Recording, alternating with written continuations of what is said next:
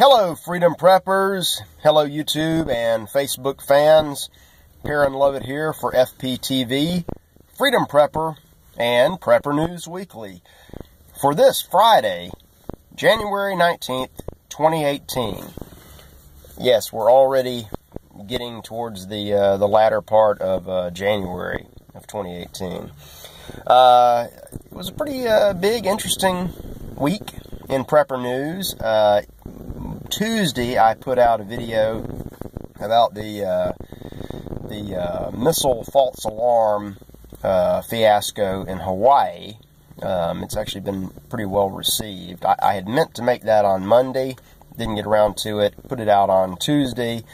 Of course, the event happened Saturday morning. A text alert and a television alert went out that said, ballistic missile inbound, seek immediate shelter, this is not a test. And of course it was not a test, it was a human error malfunction, a false alarm. And it took about 38 minutes before they corrected that. People panicked. But I think it's good. I think it's a learning experience. If you want to go back, it's my previous video, you can watch that. It's still showing up on FP News. And I'm just going to go ahead and take a look around the news. Pardon me. Working here in a alternative studio on this very bright sunny day. We've had one winter storm after another. We're getting a little bit of a reprieve in my neck of the woods this weekend. I understand that the next storm is already hitting the mountain states, and it should be sweeping across the Midwest and New England the beginning of next week. So a great cold winter, a lot of hard freezes.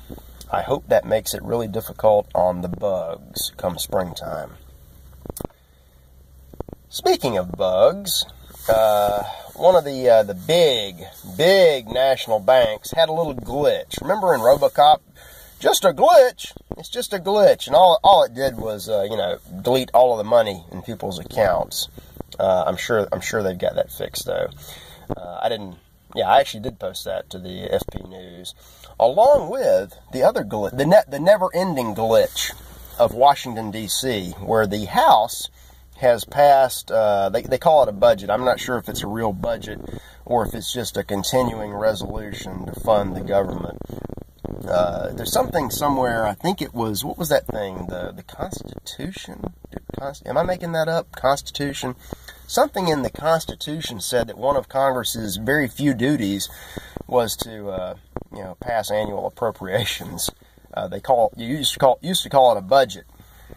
We haven't had an actual budget in something like a decade. They just they can't agree on anything. They're all idiots, and they just kick the can down the road. Debt spending, with one continuing resolution after another for defense, for general appropriations, for interest payments on the debt. They cobble all this stuff together, and they never get anything hashed out, and they probably never will again. So the House has apparently agreed on one of these kick the can continuing resolutions. They're not sure if the Senate is going to go along. I saw Mitch McConnell and Chuck Schumer, two people we could probably do without. Now, I saw them arguing yesterday. They're trying to wrap up the DACA deal with the appropriations. And, of course, Trump has said, well, if we do anything on DACA, I want my wall. Now, my prediction is that they will do something with DACA, and it's going to look the Dreamers, and it's going to look a whole lot like amnesty, just like we had in '86.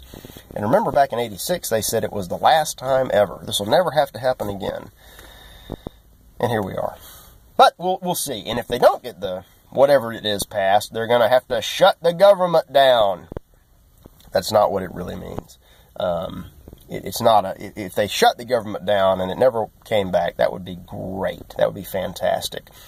This shutdown and even the dreaded sequester, which comes next, isn't really a shutdown. It's just only the essential parts of the government will be operational. Well, I ask, what other parts do you need? And if something's not essential, then what is it? It's not essential. I remember the shutdown of, what was it, 95? I of course, wasn't as politically active as I am now, but I enjoyed it. The only drawback was they closed the national parks, which, everybody has their pet government program that they love. Mine is the national parks. Oddly enough, you don't need any government to keep mountains and seashores open. They just kind of naturally occur. And I think the Interior Secretary said that they're going to try to keep the public lands open, even if they have a shutdown. I got news for him. The public lands will be open. They were open 1 million years ago. They'll be open next year. It doesn't matter what happens. You don't need a government for national parks. And by the way, during the shutdown, when the gates were closed, all you had to do was walk around them, and you could still use the park, just minus all the clovers, the rule-obeying tourists, and the park rangers. The bears and the deer were still there, and quite happy. But anyway, that's the never-ending stupidity of Washington. One of our little Congress critters, I can't remember his name. It's not that important. He's my feature link today on the news. He went on Tucker Carlson's show. I guess it was yesterday, whenever Tucker Carlson is on Fox News, and he said that it is possible. He has very good information that he can't really release, but it's very possible that the Las Vegas shooter had some connection to international terrorism, possibly to ISIS. Now, this is interesting because you recall immediately after the shooting, the FBI came out and said, we don't know what this is, we don't know anything, but we do know it's not terrorism. Meanwhile, ISIS, 4 times, said, this was our guy, he was acting for us, he's one of our sleeper agents, a recent convert, he's a useful idiot, whatever, but this was us, we did it, it's terrorism. Maybe it is. Maybe it's a false flag. Maybe it's just a jerk with a vendetta against the world. We don't know. There's very little evidence. But it is interesting that someone in a position of power is now making that alleged connection. Check out the link at FP News. What else? Other political shenanigans that might touch on the freedom-loving prepper set. I didn't really look into this, but apparently the United States Department of Health and Human Services is going to add an Office of Religious Liberty to its Civil Rights Division, or maybe that's a Religious Freedom Division in the Civil Rights Office. Basically, this is to keep people, healthcare professionals, from not being forced to provide services that they don't want to. For instance, you don't want to force a Catholic hospital or charity to provide abortions or contraceptives that are counter to the Christian faith. This, of course, has the left screaming bloody murder, which oddly they don't scream that about abortion. But anyway, I'm not too keen on this. I mean, I think it is a good idea, but it's a double-edged sword because it keeps perpetuating the real problem. This division or office really shouldn't have to exist. Matter of fact, the Civil Rights Office shouldn't exist. Come to think of it, the Department of Health and Human Services shouldn't exist.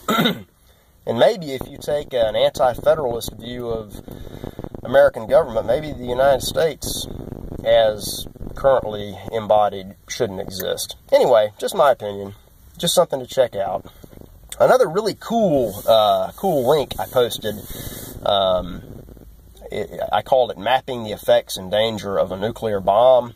When I made the video the other day about the Hawaii incident, I kind of babbled and rambled like I'm doing now, about, what would the blast radius of an attack on Honolulu, or I threw out some other examples, medium-sized cities, Scranton, Green Bay. A viewer showed me a link that goes to a website that actually calculates blast damage on any city you want. I put a link up there. It's pretty cool. You can, if you live in a high-risk area, you can, or if you think you do, you can check out the effects of a bomb, I think up to 100 megatons, what that would do to your area, how far away you need to be to survive. Let me see, what else do we have today? A bright, sunshiny day. Conference championships are coming up this weekend, actually, this Sunday. AFC and the NFC championships. I know a lot of you are boycotting the NFL. You'll recall that I was also boycotting the NFL, but I did say that, like a good hypocrite, I reserve the right to come back in the postseason and watch my Patriots win another Super Bowl. They're on their way.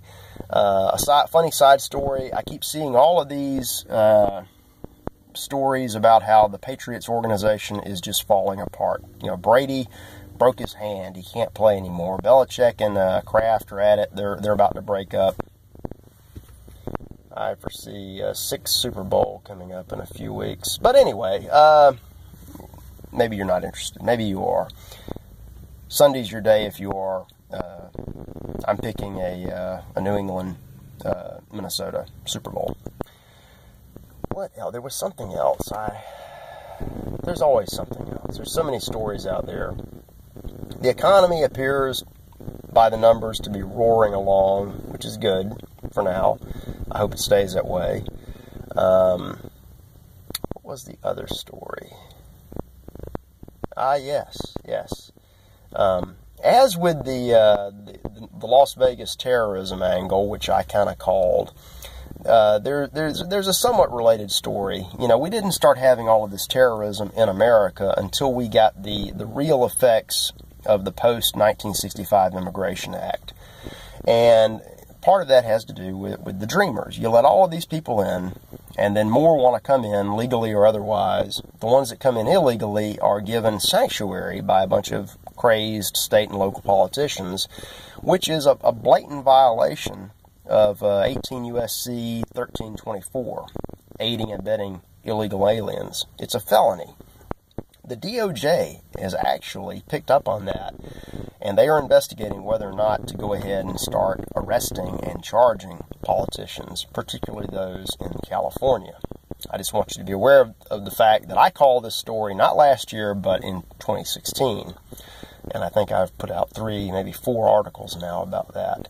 The first target may be the mayor of San Francisco, whatever her name is. But she has said that she is willing to go to jail over this issue. And you know what? I'm willing for her to go to jail too. All of them. Lock them up. Lock them up, deport the Dreamers, and make America great again. Make it free again for the preppers and everybody else. That's going to be a wrap. I'm approaching the... not too far from 15 minutes, probably the longest video ever. I may actually, I can upgrade now, I can start doing longer videos, and I may very well do that in the future. But for now, have a great weekend, and I'll see you back next week.